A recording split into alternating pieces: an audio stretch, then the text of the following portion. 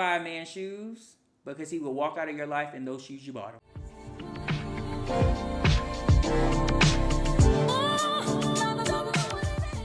Hey guys, welcome to my channel. I am your boy Poe Theory. I know I'm a little behind on the Real Housewives of Orange County review, so this will be for episode 9, and then I'll be posting episode 10. Or I could be wrong. Maybe it could be episode 10 I'm doing now, and then it could be 11. Who knows? But guess what? You're getting your review. So there you go. Please don't forget to comment, like, and subscribe. Y'all are watching my videos, but y'all ain't saying nothing. And I want to know what y'all think about my opinions. And yeah, let's make this a community. All right, so the episode opens up with Heather and her family, and they are talking about the event that she is going to Sonoma for. Apparently, she is being honored for having such an inclusive vibe when it comes to her children, who all have different genders and sexualities and different things like that. I must admit, initially when she first started talking about it, I was a little cringe because I'm not the biggest fan of Heather. I feel that white women with a lot of privilege, they sometimes look for some type of adversity or some type of cause to take up to make themselves feel better. So that's kind of how I felt about initially when she started doing this whole LGBTQIA push. But as the episode went on, it lessened quite a bit, and it really goes to show, like, even though I do not like Heather, I can't say that enough. I don't even say I don't know her. So I can't say I don't like her. But just her personality is very off-putting to me. I will say this. Her diligence in how she operates, if she's applying that positively to this type of cause, I'm here for it. I will say, which is really interesting to me, the part where she asked Terry to put up a painting and he's like, I don't know how to do that. And she's like, dog, you're a surgeon. Like, how is it that you don't know how to do this, but you know how to do that? I'm sorry, but that is so unattractive when a man doesn't know how to, like, do things around the house. Like, I understand that it's 2024 and we shouldn't put men in those very, like, antiquated boxes. But I feel like there are just certain things, like, any man should know how to do, like changing a tire, putting up a painting, I don't know, learning how to cook, no matter how much money you have and no matter how much help you have either. Call me crazy. So we fast forward to a FaceTime with Jen and Katie, and we learn that Jen is going to be showing up a little late to the trip because she has her court date with her husband. And I really love how Jen has been able to rely on Katie. Katie is slowly but surely becoming one hell of a newbie. They really haven't been able to have a lot of newbies stick. And I think this partnership between Jen and Katie will grow to be really fruitful for the show. With Jen's financial issues and things like that, it's very relatable to the masses of America. And then also on Katie's part, I just feel Katie is extremely empathetic, and she can just relate and really be there for Jen in a way that I haven't really seen on Housewives as a whole. Obviously, there's different sprinkles of pockets of it, especially like when you see Gina and Emily. But so Jen is very nervous about her court date with her husband. She's just ready to be over. And so we cut to Katie's confessional, and she says, like, oh my God, yeah, I left. She's basically like, I left with nothing when I had a divorce. And she said something like, oh, his hairline don't even want to be with him. And that cracked me up because I feel like with OC, and maybe it's just my type of humor, I don't find them funny. Like, they're not funny at all. Like, Beverly Hills is funny to me. Old School Roni was funny to me. New Jersey was definitely funny to me. But our, like, Real Housewives of Orange County, it felt like we're going to be really trashy, but we're rich. So, like, that's where the comedy comes in at. And I don't find that comedic at all. So we fast forward to a montage of everyone getting ready. And of course, they have to highlight Shannon being a hot mess with her luggage falling open and just Shannon being Shannon. I mean, what can you say? They all get on a private plane. And Heather basically says there's a seating arrangement. Basically, she wants to keep Shannon away from Alexis, and then she also wants to keep Katie away from her. Now, this is the thing about this. I believe, and we have history and we have evidence of past seasons and episodes, is that when Heather is done wrong or someone lies on Heather, Heather doesn't let it go. And I just feel like the reason she's not making this such a big deal is because it's actually true. What Katie said about her was actually true. She only really talks about the situation in confessionals. I just find that really interesting. And also too, Katie's not that kind of girl that's gonna back down, in my opinion. She's just not gonna back down. She doesn't play to the dynamics or hierarchy of the ROC in that way. So fast forward, the ladies actually finally arrive to their destination, and of course the group splits up. And I think in this group it is Shannon, Gina, Katie, and Emily, if I'm not mistaken. So they get to the table and they order, and Shannon gets a drink, and then we cut to Gina saying something along the lines of, well, I just don't know if it's smart for her to get a drink. Tamara's here, and then, I'm also sober.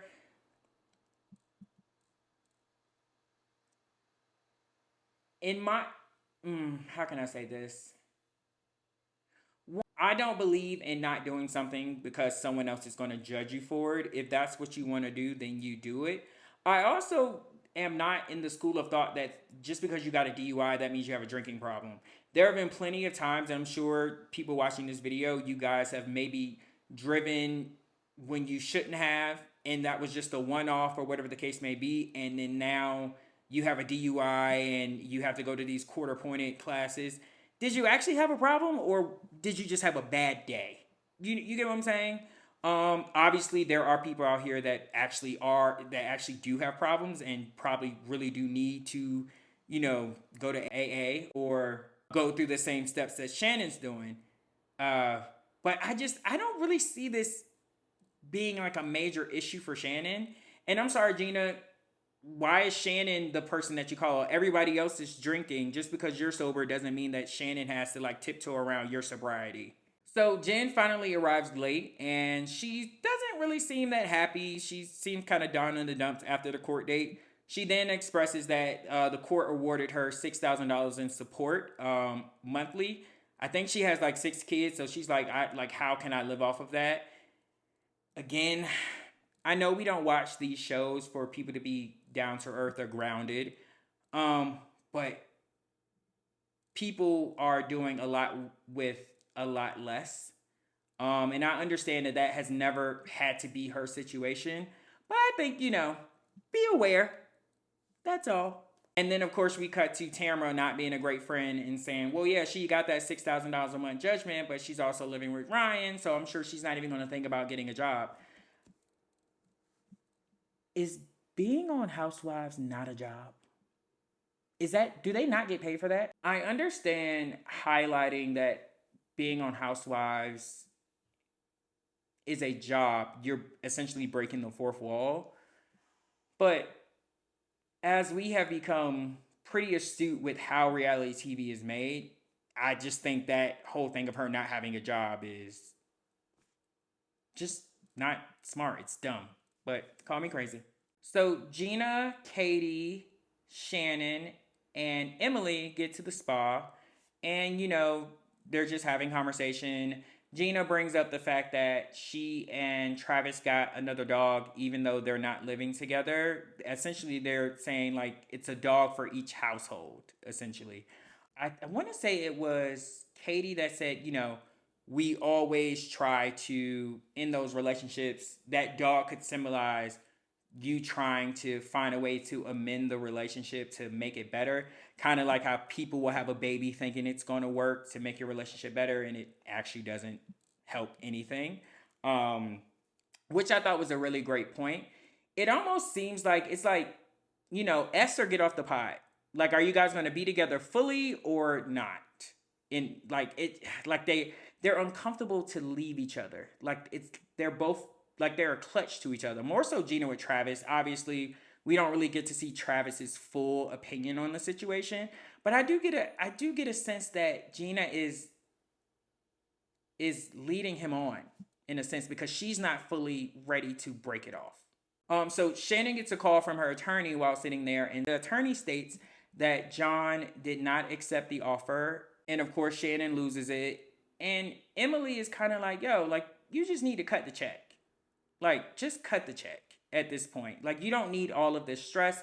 You have the money. I understand the principle of it all and not wanting to, essentially have him win, but it's not worth the stress. So then we jump back over to the other team, the other group, which is Alexis, Tamra, Heather, and Jen, which end me.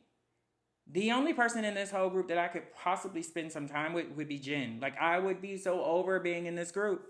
Heather says that Jen is the only reason that she invited Katie, and then she also explains how she invited Katie, which I think she said something along the lines of like, oh, in the spirit of inclusivity.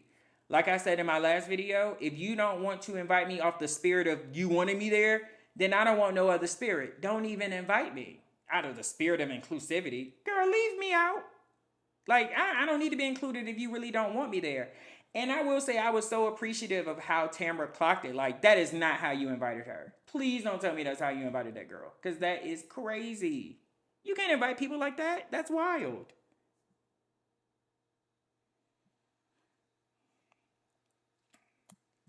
Tamara then goes on to say that she feels the more she gets to know Katie, the more she believes that Gina is the reason that Katie and Heather have essentially fallen out.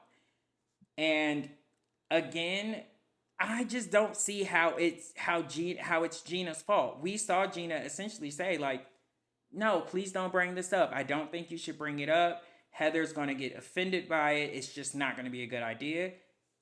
Katie took it upon herself to bring it up. She's a grown woman. I do not understand how these women will always say, like, I think Gina put it up to her. Like, they're all grown. If Katie did not want the smoke, she wouldn't have brought it up. I think with Tamara, even when she is trying to build a bridge, there is still an adversarial way in which she does it. She could have easily just said, I think you would really love Katie if you gave her a chance.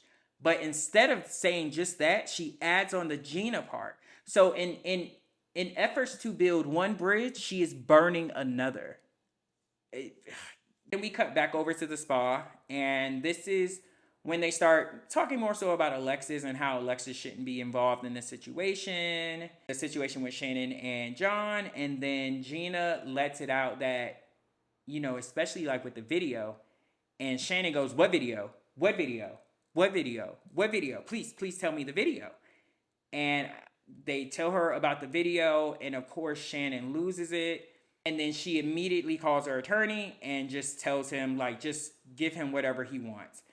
A little part of me feels like I know there's a school of thought that thinks Shannon is like deathly afraid of, because she's aware of what happened that night. And I actually believe she has no idea what's on that video. I don't think that she really has a memory of what's on that video. And so she's viewing it in a way of like, because I don't have a memory of what's on that video, I'd rather play it safe and just give him what he's asking for before he actually like ruins my life with what's ever on that video. So she's just playing it safe. I don't have a positive thing to say about Alexis or John. I feel that they both are out to get Shannon. You're trying to tell me that in Orange County, there was no plastic face, bleach blonde chick that you can find in all of Orange County. She just had to be connected to Real Housewives of Orange County. And then in the way that you guys are putting your relationship out there, it's just not a good look. And I feel like it's not a genuine relationship. Because for the life of me, I just can't understand why Alexis would have such an opinion on something that has nothing to do with her. And honestly, I wouldn't even want to be in a relationship like that. I wouldn't even, like, I'd be like, why are you so pressed about your ex? Like, why is she such a point of conversation? I just, it's like, to make a decision like that, to be with someone like that, to be in a relationship with someone that with very little degrees of separation, it just feels icky. I don't like it. So then we cut to Emily and Katie going into this salt bath or hot spring bath or whatever it is. And Katie asks Emily, hey, are you close with Alexis? And Emily says, like, I'm not really that close. We're like more associates. But essentially she's asking that because she really wants someone to talk to Alexis about this situation with Shannon to like kind of like, back off. Katie feels like Shannon is on the brink of like really losing it. And I mean, from what we see, she's there. She's there's no on the brink. She's losing it. And again, Emily being an attorney, Emily just really breaking it down logically says like, hey, like maybe I can come at her from this standpoint or viewpoint of basically saying, I understand that you want to ride and die for your boyfriend, your man John, but try to view it from the other side, because in the way that you are supporting him and in the way that you guys are, going about this issue with Shannon, the other side of it is you're breaking down and you're breaking down another woman. And again, reason 700,932 as to why I love Emily so much. Also, too, for Alexis, one thing that I will say is when you're dating someone, pay attention to how they treat their ex, how they talk about their ex, what they're doing to their ex. Because if it doesn't work out between you two and you become an ex, that's how he's going to treat you. I promise you. Oh, one thing I left out, when they were on the plane and they bring up the Ferragamo shoes, apparently this was off camera, but they showed Shannon the photo and Shannon was like, oh, they showed Shannon the red carpet photo of Alexis and John, and she's like, wow, the Ferragamos that I bought or whatever. As the old folks always say, don't buy a man shoes because he will walk out of your life in those shoes you bought him. All right, so the girls start getting ready for the dinner. They cut to Tamra having a conversation with her daughter. And it's really interesting to me because I think because Tamra has had this moniker or label on her of not being like the best mom because of all her divorce situation. And so I think it is probably advantageous for her to be able to highlight and show her relationship with her daughter, Sophia, to show that, I am human. I'm not just this messy chick that you see on Real Housewives of Orange County. And I think those scenes with her daughter are probably the only times that I mean, like, I kind of like Tamra. So then we cut to Shannon going to meet Heather. And of course, Shannon is in shambles. Heather is looking like, oh my God, what's wrong? You're not even ready. And basically Shannon just lets her know what's going on and she's breaking down. And she lets her know like the conversation that she had with the girls and how Emily was saying like, you just need to settle. And then how Gina let it slip that there's a video and like she feels like he's extorting her, which I do feel like he is extorting her. Heather did really well with comforting her. I really loved Heather in this moment. Shannon then goes on to say like how after the situation happened, after the DUI situation happened, John basically kind of curved her. Like she sent him this gory photo of blood all over her face. He didn't even respond. He just said something like, hey, what was going on last night? Like, why the dog's here? Like, I'm confused. Completely ignoring the photo with her face completely bloodied. Yeah, I want more for Shannon. I want her to know her value. I don't like seeing a woman broken. I don't like seeing anyone broken, but specifically a woman off of a man. I just want more for her. And that was the end of the episode with the to be continued.